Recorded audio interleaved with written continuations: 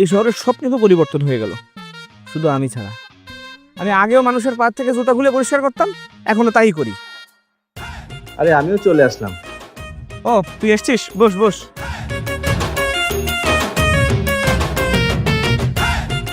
তোকে না দেখতে পারলে তো আর ভালো লাগে না। আমাকে না দেখলে ভালো লাগে না নাকি কোনো কাজ নেই তাই এখানে এসে বসে থাকিস? ওই হলো আর কি। তারপর সকালে কিছু খেয়ে এসেছিস? না রে, কিছু খাইনি। তুই খেয়েছিস? হ্যাঁ, আমার আর খাওয়া। সকাল থেকে একটাও কাস্টমার নেই। কাকা কোথায় যে খাবো? আমি জানতাম তুই খাসনি। দাঁড়া, আমি তোর জন্য রুটি নিয়ে এসেছি, এনে।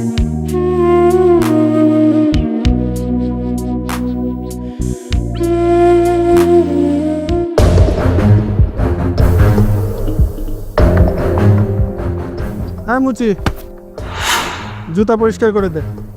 সাহেব, আপনি একটু অপেক্ষা করুন, আমি খাওয়াটা শেষ করে আপনার জুতাটা পরিষ্কার করে দিচ্ছি। আমার অফিসে যেতে হবে, আমার অফিসে লেট হয়ে যাচ্ছে। আমি কি তোর জন্য এখানে দাঁড়িয়ে থাকবো? তুই হাতের খাবারটা রাখ আর আমার জুতা পরিষ্কার করে দে। ভাই আপনি শুনতে পেলেন না ও কি বললো?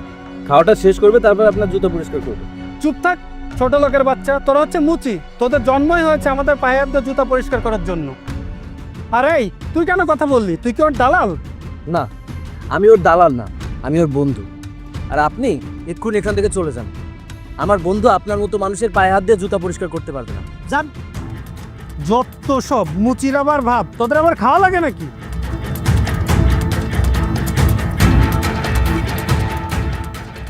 দিলি তো, আমার কাস্টমারটা নষ্ট করে দিলি। তোকে কেউ কোনো কিছু বললে আমি সহ্য করতে পারি না।